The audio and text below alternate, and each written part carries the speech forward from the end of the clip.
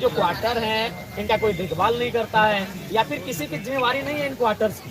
क्योंकि इन्होंने देखा कि कुछ लोग 7-8 क्वार्टर पे कब्जा किए हैं और इन्होंने अखबार में ही पढ़ा कि 5,500 क्वार्टरों पे कब्जा है। तो ये सोचा कि भाई इसकी कोई जिम्मेवारी नहीं ले रहा है, ये लावारिस पड़ा है।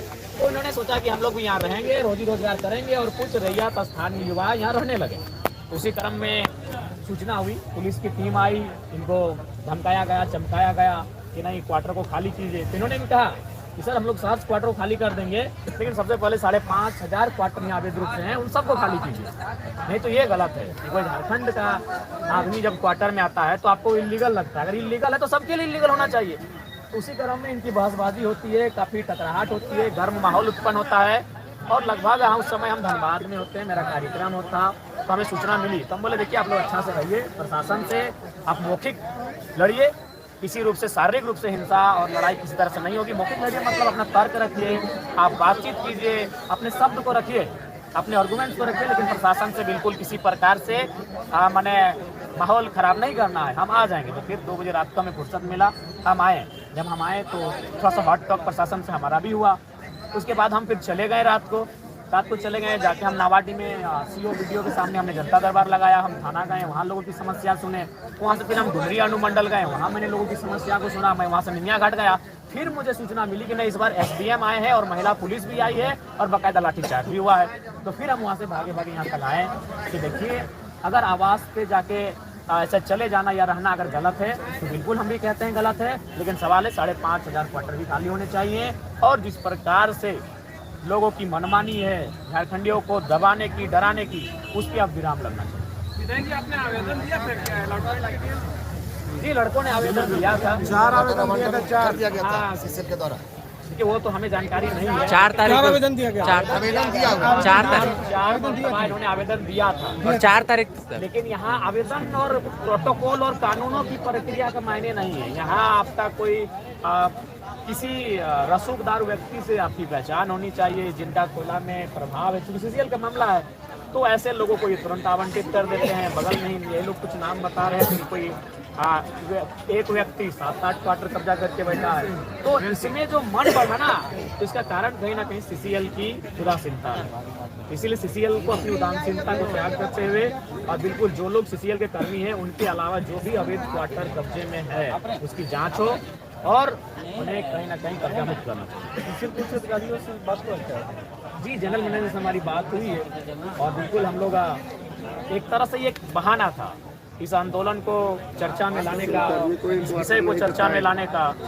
और हमें लगता है कि हम लोग अपने उस मकसद में कामयाब रहे हैं और आंदोलन के माध्यम से, चर्चाओं के माध्यम से भी इस माहौल को गर्म रखना है। सदन जब आएगा तो सदन में भी सवाल उठेगा और साथ ही साथ हम लोग कागजी प्रक्रियाओं के माध्यम से भी इस विषय पे लगेंगे कि अवैध जो कब्जा है, चाहे वो धनबाद के 58,000 क्वार्टर रहें या सीसीएल के 5,500 रहें या बीटीपीएस के रहें या चंद्रपुरा के रहें, अवैध होता है वो खाली।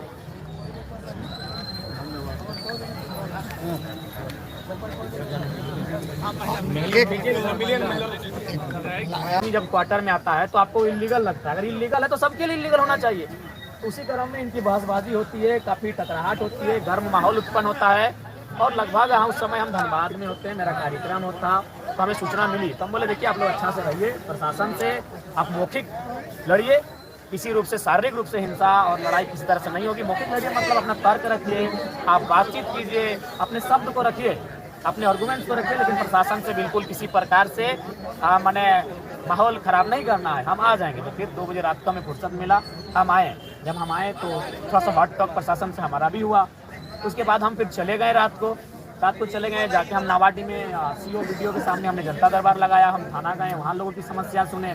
वहाँ से फिर हम डुमरी अनुमंडल गए, वहाँ मैंने लोगों की समस्या को सुना। मैं वहाँ से निमिया घाट गया।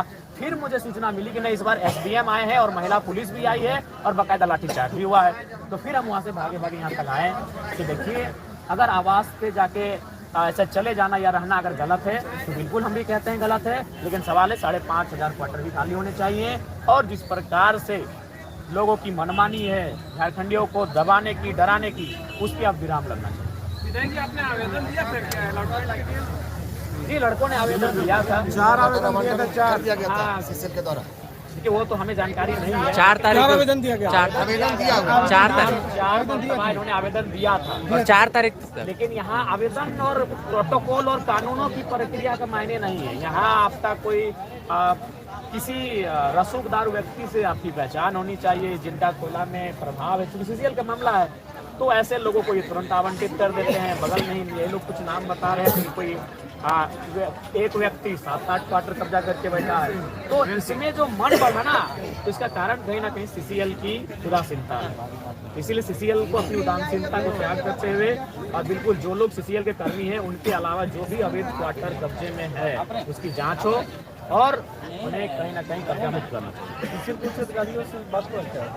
जी, जनरल मैनेजर से हमारी बात हुई है और बिल्कुल हम लोग एक तरह से ये एक बहाना था इस आंदोलन को चर्चा में लाने का, इस विषय को चर्चा में लाने का, और हमें लगता है कि हम लोग अपने उस मकसद में कामयाब रहे हैं। और आंदोलन के माध्यम से, चर्चाओं के माध्यम से भी इस माहौल को गर्म रखना है। सदन जब आएगा तो सदन में भी सवाल उठेगा और साथ ही साथ हम लोग कागजी प्रक्रियाओं के माध्यम से भी इस विषय पे लगेंगे कि अवैध जो कब्जा है, चाहे वो धनबाद के 58,000 क्वार्टर रहें या सीसीएल के 5,500 रहें या बीटीपीएस के रहें या चंद्रपुरा के रहें, अवैध होता है वो खाली।